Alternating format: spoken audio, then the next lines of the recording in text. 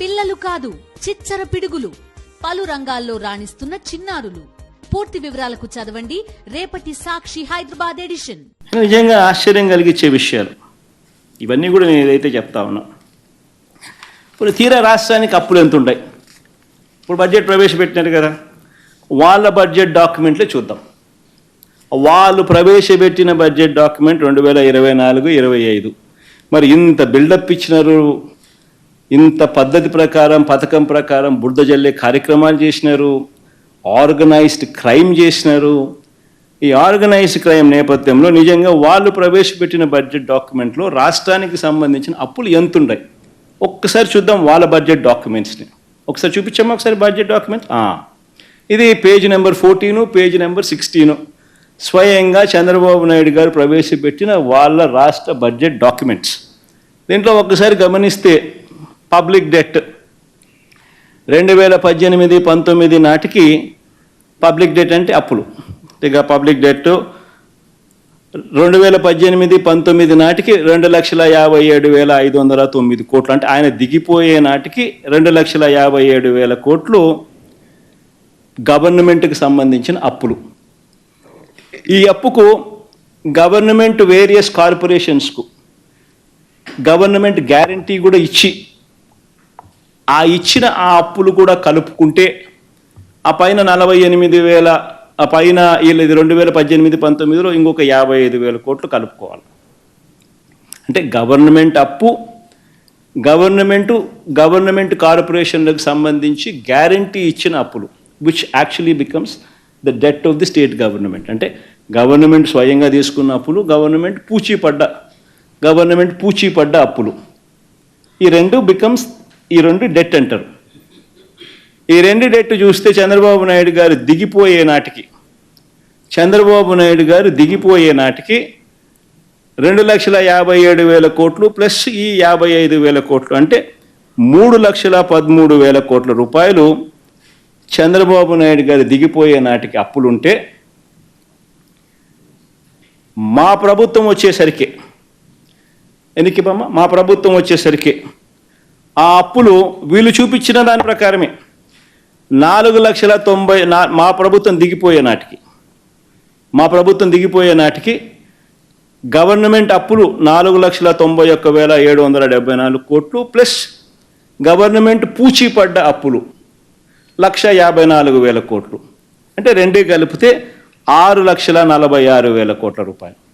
అంటే వాళ్ళ చంద్రబాబు నాయుడు హయాంలో 3,13,000 కోట్లు ఉన్న అప్పులు మా హయాం అయిపోయేసరికి 6,46,000 కోట్లు అప్పులుగా వాళ్ళంతకు వాళ్ళే చూపించడం జరిగింది. మరి ఎక్కడ 14 లక్షలు, ఎక్కడ 11 లక్షలు, ఎక్కడ 12.5 లక్షలు, ఎక్కడ 10 లక్షలు, చివరికి వచ్చేసరికి 6,46,000 కోట్లకు తెంచినారు. ఒకసారి నెక్స్ట్ స్లైడ్లోకి బామ్మ. పోనీ ఎవరెవరి హయాంలో ఎంతెంత అప్పులు చేసినారు, ఆ అప్పులకు సంబంధించి గ్రోత్ రేట్ ఎంత, అంటే కంపౌండెడ్ యాన్యువల్ గ్రోత్ రేట్. ఇది వెరీ ఇంపార్టెంట్. అంటే ఎవరి హయాంలో కూడా సగటున అప్పుల వార్షిక వృద్ధి రేటు ఎంత, కంపౌండెడ్ యాన్యువల్ గ్రోత్ రేట్ ఎంత అని చూస్తే, చంద్రబాబు నాయుడు గారు అధికారంలోకి వచ్చే నాటికి 1,32,000 అప్పులు రాష్ట్ర ప్రభుత్వానికి ఉంటే, చంద్రబాబు నాయుడు గారు అధికారం దిగిపోయే నాటికి 3,13,018 కోట్లు అప్పులు. అంటే కంపౌండెడ్ యాన్యువల్ గ్రోత్ రేట్ అంటే అప్పుల సగటు వార్షిక వృద్ధి రేటు 19.54%. ఆయన హయాంలో ఆయన అప్పులు చేస్తే, మా 5 ఏళ్ల కాలంలో 3,13,000 కోట్లు 6,46,000 కోట్లు అయింది. అంటే కంపౌండెడ్ యాన్యువల్ గ్రోత్ రేట్ అంటే అప్పుల సగటు వార్షిక వృద్ధి రేటు మా హయాంలో ఆయన కన్నా తక్కువ 15.61%. అంటే చంద్రబాబు నాయుడు గారి కన్నా ఏకంగా 4% తక్కువ. పోనీ లేబ్బా అప్పులు అంటున్నారు కాబట్టి ఇంకా ఒక అడుగు ముందుకేద్దాం. ఇంకా ఒక అడుగు ముందుకేసి నాన్ గ్యారంటీడ్ అప్పు కూడా తీసుకుందాం. నాన్ గ్యారంటీడ్ అప్పు కూడా తీసుకుంటే పవర్ సెక్టర్కు ప్రధానంగా ఉంటాయి కాబట్టి అది కూడా తీసుకుందాం. అది కూడా తీసుకుంటే చంద్రబాబు నాయుడు గారి హయాంలో 8,638 కోట్ల రూపాయలు ఉన్న నాన్ గ్యారంటీడ్ పబ్లిక్ సెక్టర్ కార్పొరేషన్స్కి సంబంధించిన నాన్ గ్యారంటీడ్ డెట్ ఆయన హయాం ముగిసే లోపల 77,228 కోట్లకు తీసుకుపోయినాడు. డిస్కాములన్నీ పవర్ సెక్టర్ కార్పొరేషన్స్ డిస్కాములు ప్రధానంగా 77,228 కోట్లు తీసుకుపోయిన నాన్ గ్యారంటీడ్ డెట్ 54.98% పెరిగింది. మేము డిస్కాములను కాపాడడానికి public sector corporations non guaranteed liabilities అయినా కూడా దానిని తగ్గించే కార్యక్రమం మేము చేసినాం. మా హయాంలో 0.48% మైనస్, అంటే 77,000 కోట్లు ఉంటే దాన్ని 75,386 కోట్లకు తగ్గించడం పెరక్కపోగా. తీరా ఈ గవర్నమెంట్ డెట్ ఒక్కసారి చూస్తే గవర్నమెంట్ అప్పు, గ్యారంటీడ్ అప్పు, నాన్ గ్యారంటీడ్ అప్పు అన్ని కేటగిరీస్లో కూడా చూస్తే చంద్రబాబు నాయుడు గారు ఎక్కే నాటికి 1,40,000 కోట్లు, చంద్రబాబు నాయుడు దిగే నాటికి 3,90,000 కోట్లు, అంటే కంపౌండెడ్ యాన్యువల్ గ్రోత్ రేట్ 22.63%. మా హయాంలో 3,90,000 కోట్లు కాస్త 7,21,000 కోట్లు అయింది. అంటే కంపౌండెడ్ యాన్యువల్ గ్రోత్ రేట్ 13.57%.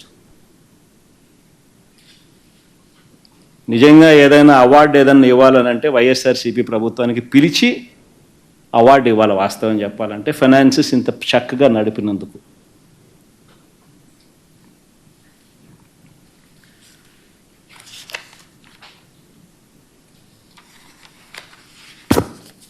నేను ఒకటే అడుగుతా ఉన్నా, మళ్ళీ వీళ్ళు ప్రచారం చేసినట్టుగా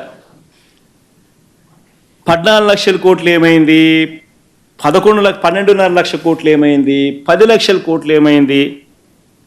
మీ బడ్జెట్ డాక్యుమెంట్ల ప్రకారమే, మీరు చూపించిన బడ్జెట్ డాక్యుమెంట్ల ప్రకారమే గవర్నమెంట్ డెట్ 6,46,000 కోట్లను మాత్రమే చూపిస్తున్నారు. మరి 6,46,000 కోట్లు మాత్రమే ఉందని చెప్పి మీ గవర్నమెంట్ డాక్యుమెంట్లలో మీరే చూపించగా, మరి ఇవన్నీ ఇంతకు ముందు చేసిన ప్రచారాలు దుష్ప్రచారాలే కదా. మరి ఆ మాదిరిగా చేయడం ధర్మమేనా? మరి ఎవరి పాలనలో రాష్ట్రం శ్రీలంక అయిపోయింది? అప్పురత్న అన్న బిరుదు ఎవరికి ఇవ్వాలి? కంపౌండెడ్ యాన్యువల్ గ్రోత్ రేట్ ఆయన హయాంలో 22.63%, మా హయాంలో 13.57%. ఎవరికి ఇవ్వాలి బిరుదు? కొన్ని గవర్నమెంట్ డెట్ వాళ్ళ బడ్జెట్ డాక్యుమెంట్ ప్రకారం తీసుకున్న కంపౌండెడ్ యాన్యువల్ గ్రోత్ రేట్ 19.54%, మా హయాంలో 15.61%. కొన్ని ఎవరికి ఇవ్వాలా? అప్పురత్న అనే అవార్డు ఎవరికి ఇవ్వాలా? రాష్ట్రం శ్రీలంక ఎవరి హయాంలో అయ్యింది? అది ఎవరుంటే అయ్యే అవకాశాలు ఎక్కువ? అది బెటర్ క్వశ్చన్, ఎందుకంటే ఎట్లా కాలా. కానీ అయ్యింది అని చెప్పి గంభీరంగా ప్రచురణ. ఎందుకు? సూపర్ 6 ఇవ్వాలి, సూపర్ 7 ఇవ్వాలి. ఆ ప్రచురణ లేకపోతే సో రాష్ట్రం క్లిష్ట పరిస్థితిలో ఉన్నాయి అని చెప్పి చెప్పక తప్పదు. ఇంకా అన్నిటికన్నా గుర్తుపెట్టుకోవాల్సింది ఏం తెలుసా?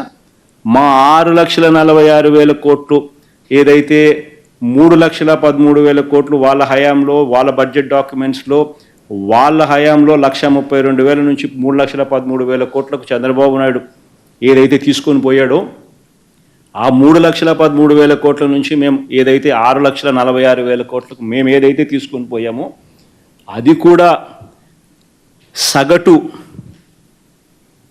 Annual growth rate,